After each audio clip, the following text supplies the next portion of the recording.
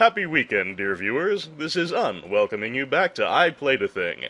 This outing, our Genesis nostalgia trip continues with 1991's Jewel Master, an early fighting game based entirely around crotch attacks.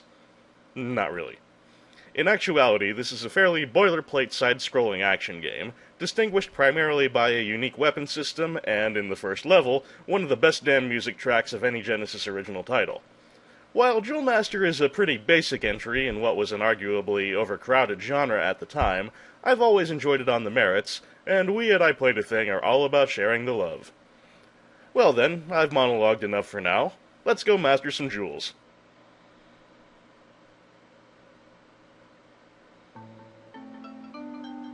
Once upon a moment in time, there was a kingdom known to all as Mythgard.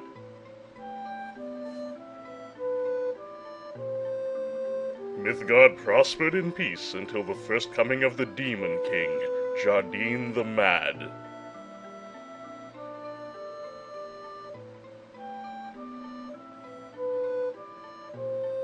Leading his dark legion, Jardine was but a step away from obliterating the kingdom. It was then that the 12 Masters of the Elements rose up to put an end to the Demon King's evil designs. A fierce battle ensued until there remained but 4 masters opposing Jardine. Pooling their powers into a holy blade, the 4 masters prepared for the final battle.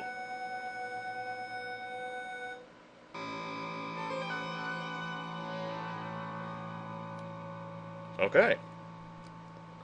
So let's have a typical look at the options. And there's really nothing much here that we have to play with. There's only really the difficulty level that's relevant to us, and as usual we're going with the default. And I don't mind the default controls either. So we'll leave it at that. And let us begin. I love this music. I'm going to be talking over it, of course, because that's kind of the point of these things, but I highly recommend looking it up.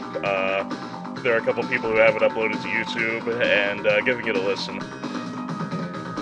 Anyway, when we pause, you'll see that we have the Flame and Barrier abilities. The abilities that you have are determined by the rings you're wearing. You can put 2 rings on each hand. And right now, we only have 2 rings. And when combined, they don't do anything. So Flame and Barrier is all we've got. I'm going to reverse them, just because I like it better that way. Flame is a short-range attack that really kind of sucks, so we'll be getting rid of that as soon as we can. And Barrier puts up a very short-term shield, which doesn't completely eliminate damage, but reduces it. When we have better rings that have the same effects, we can put up a longer-term barrier, and that'll be much more useful.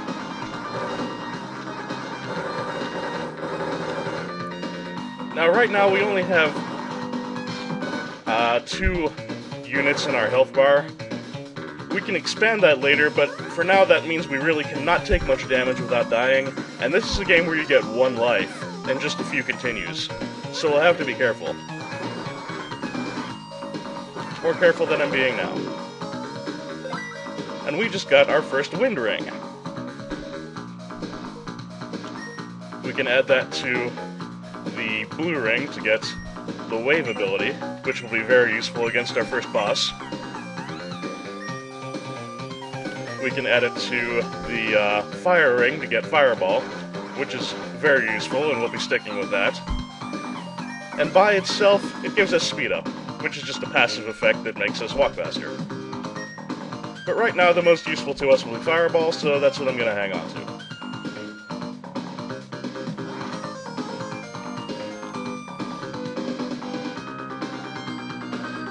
These fruits will restore 1 unit of your health bar, which is good because I took more damage than I should have dealing with that gold guy. As you can see, the fireball, even at its most basic level, does comparable damage to the blade, and gives us a ranged attack. which, in a game where it's this important to avoid taking damage, is a huge plus. Even when we have more units in our health bar, you're still a fairly fragile character in this game, and on the normal difficulty setting even, enemies do a pretty good amount of damage, so not getting hit is more important in this game than in most.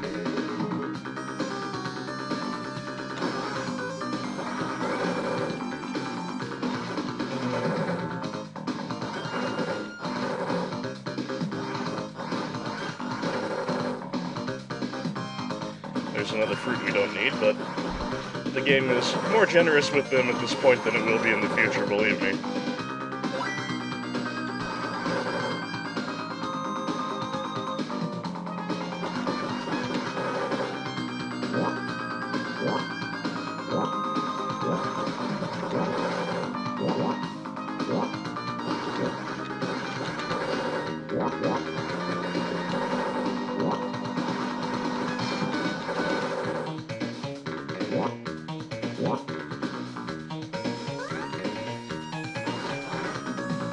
I apologize for my relative quiet, I'm just really grooving on this music. It's definitely one of my favorite tracks from a Genesis original game. But here's something to talk about. This rock introduces one of the game's other mechanics, the elementals. By destroying it, I'll find the first of 4 elementals that will increase the length of our health bar. That was the Earth elemental. And so now we have a 3-unit health bar, which is already a big improvement. Also, you'll notice that the music has changed. That's because we're getting close to the end of the level. And sadly, it will never be as good again. Now, I want Wave for the upcoming boss, so I'm just going to get that equipped to my right hand. Now, this boss is shockingly easy to get killed against for a first boss. It's but a simple white tiger. But as you can see, he does good damage and is quite fast. This technique, jumping over him and waving him in the ass, is by far the most effective I've found. You can also duck to make him jump over you, but that's very risky.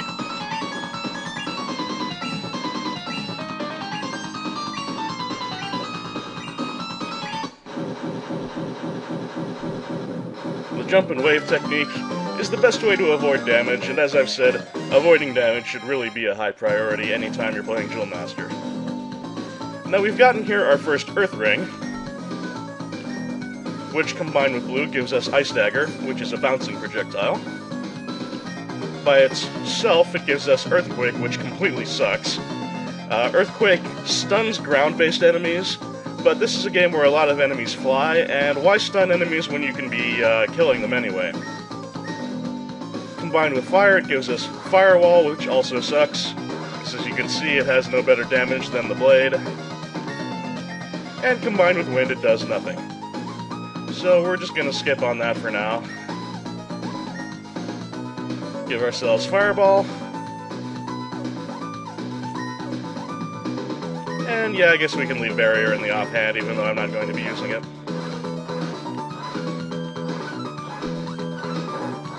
Pretty soon we'll be getting another Wind Ring, and that'll let me put on the passive speed up effect in my offhand, which is what I like to do for most of the game. And I just got myself pegged in the head by a cactus, which was very careless of me.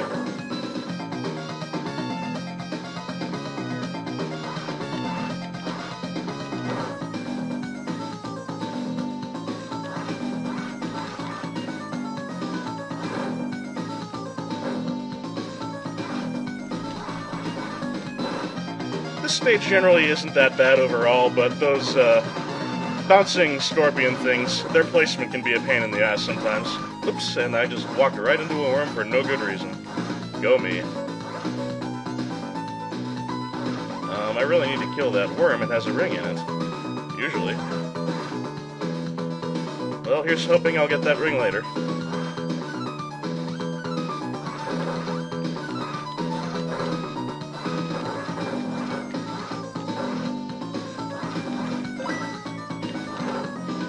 I'm really careless here. guess it's the recording syndrome. And the worms are disappearing on me, which has never happened before.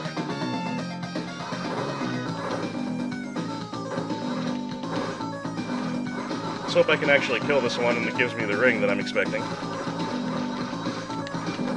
There we go. Now this is just the second level of wind, which we can use to upgrade our fireball, and we'll put our old ring in the offhand, so I get a speed up effect. You can see I can now have 2 fast-moving fireballs out at once, and the passive speed up ability lets me get around a lot better. And again, this is a game where not taking damage is always a high priority. So having a little more mobility, I can't talk today, is also a major plus.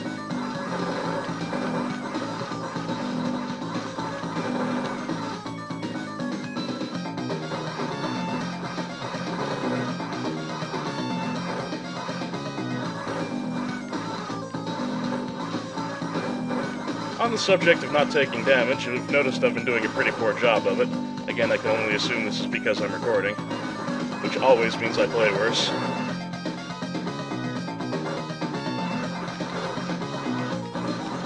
The upgraded fireball is a big help in taking out these worms.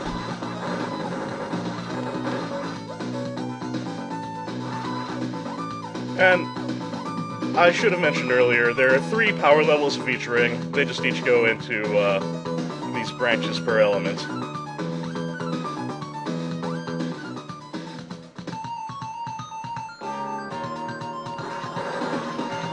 Oh, I should also mention that the second level wind power-up gives you high jump, which can be useful, but right now, I just want to have that good fireball. Ah, fruit. Breakfast of Champions. There is, by the way, also a potion power-up.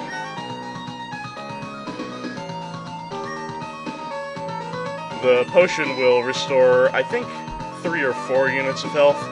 I don't remember exactly how much it is, but it's more than a fruit, but less than a full health. There are sadly no full health restorations in this short of completing a level. Oh wait, actually completing a level doesn't do it either. What am I talking about? Don't mind me, folks. Nothing over here. Can't make that jump. There we go.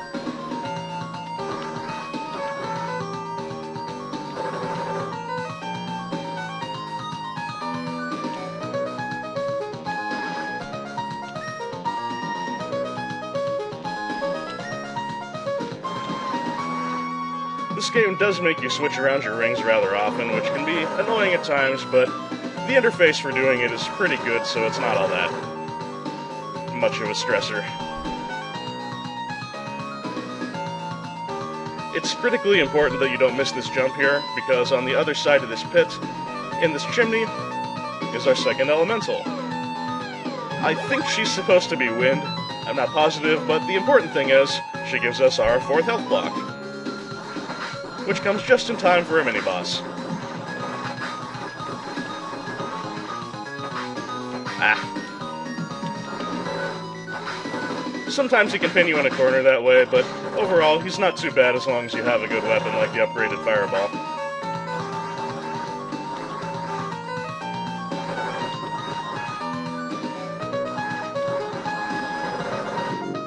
And hey, we get our 2nd level fire ring, which means we can upgrade our fireball even more.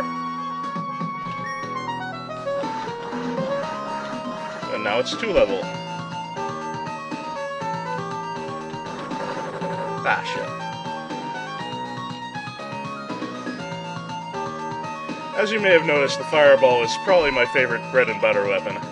Up to a point, anyway.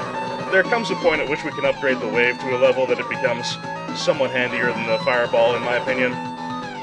But for now, the fireball will be our standby.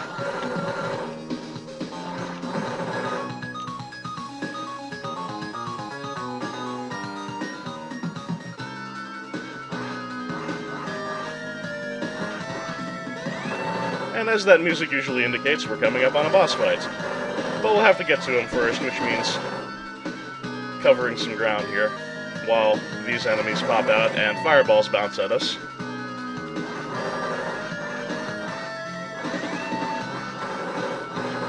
Now, the boss has sort of a fire theme going. I don't know whether this game actually tracks elemental damage, but I could swear it takes forever to kill him with the fireball, so I will be switching away from it before we get into that battle.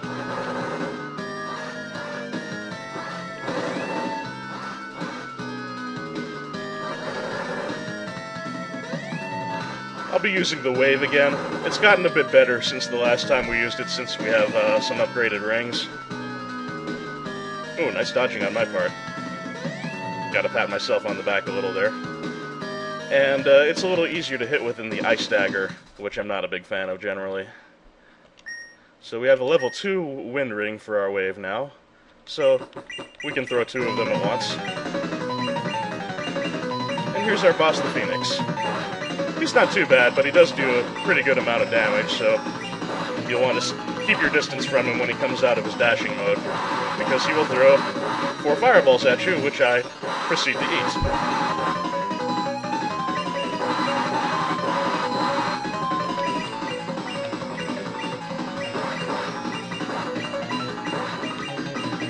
Fortunately, as far as I can tell, he never actually dashes at a low enough level that you need to dodge him as he dashes across the screen. Just don't jump and you'll be safe.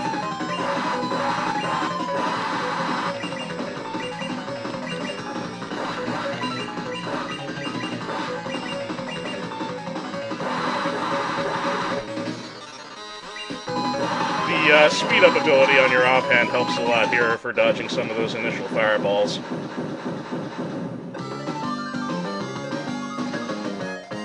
And with the defeat of that boss, we have procured the highest level fireball magic. Or the highest level fire ring, I should say. Not quite the highest fire level yet because we don't have the accompanying wind ring. And that gives us the 3-way shot for fireball. But I'm actually going to stick with the faster one for now. Just so we can concentrate our fire a little. In any case, that's about enough for today. So I'd like to thank you for joining me as always, and I'll see you next time for more Jewel Master. Till then.